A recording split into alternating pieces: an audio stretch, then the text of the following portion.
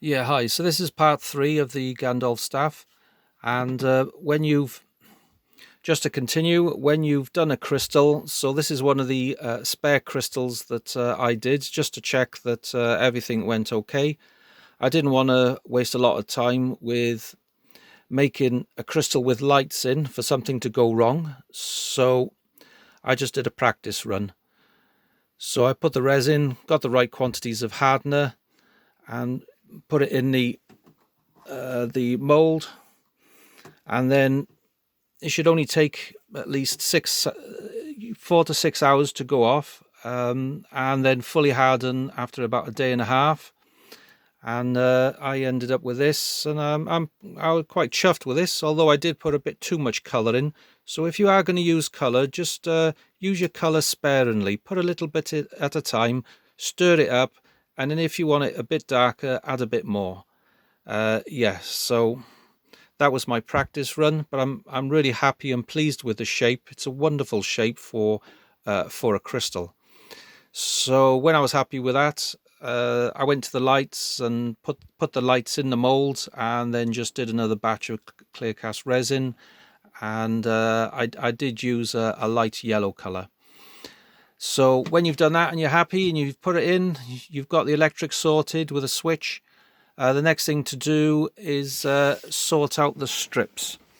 So, like I said, what I've done with the strips on this piece of scrap, I can explain. I just use a Dremel, or you can use some type of saw. You can use a tenon saw or a steel saw, whatever saw you want, and then just cut strips about 6 inches. And then you just go all the way around the pipe. So take your time, because you know you want to try and get this right.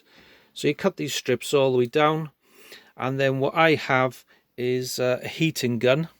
It is quite hot, so do be careful.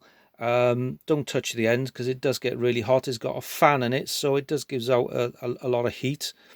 And don't forget, when you put it down, put it down somewhere that is not sitting on a cardigan or something that's going to cause fire. So do be careful. It is very hot. So use your time wisely with this, because when you heat it up, you don't want to heat it too hot, because the plastic will start bubbling and melting. You don't want that. You just want to get it warm, just warm enough to peel,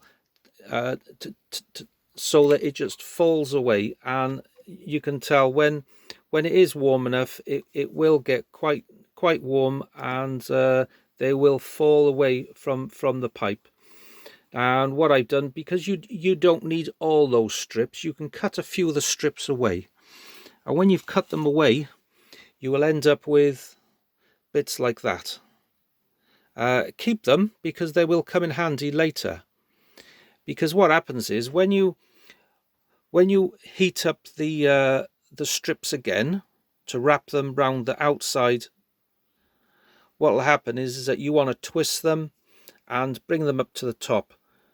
So some of these are original, which obviously is still connected to the pipe. Like if I put my finger on it, say that one there, that was still connected to the pipe, and some of these round the sides. But of course, you don't want them going straight up and straight down. You want to make them look like tree roots. You want to create something. So the strips that you've cut off like that, you can just put on the end. And then, as you can see, that's straight. You don't want it straight. You want it going at angles, like this one here. This is going across there at a 45-degree angle all the way around. Well, you can do that by heating it up. And when you heat this up, it gets quite supple, and you can maneuver it. But don't forget, it will get cool again. So just use a heating gun, move a bit at a time, and that's how you can create this. Say, for instance, this one here, it goes from there, and you can heat it up, bend it around. You can go underneath or on top of another one, and just go around.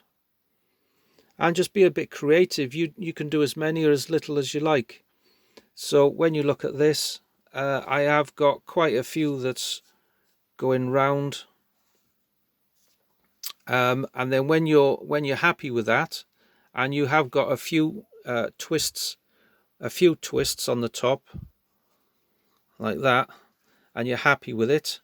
Of course, it's just plastic, and that doesn't look great, does it? You know, this plastic, that doesn't look like tree roots. So the idea is now is that you want to cover it, make it look like tree roots, and this is where the polyfiller comes in. So you don't have to use polyfiller, but there's all types of stuff on the market, but something like that, something that's easy to either paint on or use a spatula or a kitchen knife, and just do a layer at a time, because it is a bit messy. So take your time, just cover all these strips with polyfiller, let it dry, and then put another layer on. And then when you've got a few layers, it's going to look like this. It doesn't look great, I know, but if you have a bit of imagination, you can see that you know, it's step by step, and that's the progress. So the reason why I'm explaining this, because it does look a bit complicated, but when you take it step by step, it really isn't. Just take your time and enjoy it, and no doubt you'll have something as good as, or even better than mine. So this is part 3, and I'll end now.